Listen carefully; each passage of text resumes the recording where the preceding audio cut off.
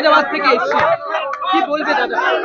মুর্শিদাবাদের মানুষ দাঙ্গা চায় না, মুর্শিদাবাদবাসী দাঙ্গা চায় না, সে যে ধর্মেরই হোক না কেন। মালদা মুর্শিদাবাদ কখনো দাঙ্গা চায় না। দাঙ্গাকারীদের উপযুক্ত শাস্তি দেওয়ার জন্য এখন থেকেই প্রস্তুতি নিতে হবে।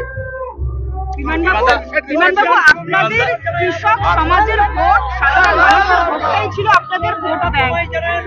কৃষক এবং সাধারণ মানুষের ভোট ব্যাংকটাই ছিল আপনাদের ভোট ব্যাংক। সেই ভোট ব্যাংককে আবারও কি ফিরে পাবে? সেটা তো ভবিষ্যৎ বলবে, সেটা আমি তো ভবিষ্যৎ দ্রষ্টা নই, ভবিষ্যৎ বলবে। কিন্তু মানুষের সঙ্গে থাকতে হবে, মানুষের পাশে দাঁড়াতে হবে, মানুষের মধ্যে বিরোধ বিভেদ তৈরি করা শক্তিকে পরাস্ত করতে হবে। 26টা কোনো দেরি আছে, আমরা 25-এ দাঁড়িয়ে আছি।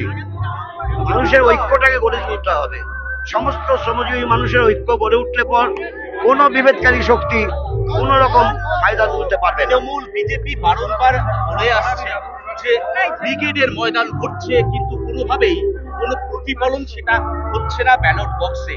কি মনে হচ্ছে কোথাও গিয়ে শ্রমিক শ্রেণী বা কৃষক শ্রেণী তারা সরে গেছিল, তারা আবার ফিরে আসছে? আমি তো একই কথা বলছি যে মানুষের সঙ্গে থাকতে হবে, মানুষের স্থানীয় দাবির ভিত্তিতে লড়াই করতে হবে, মানুষের ঐক্য সংহতি সম্প্রীতির মেলবন্ধনকে দৃঢ় করতে হবে এবং দাঙ্গাবাজদের হাঁটাতে হবে।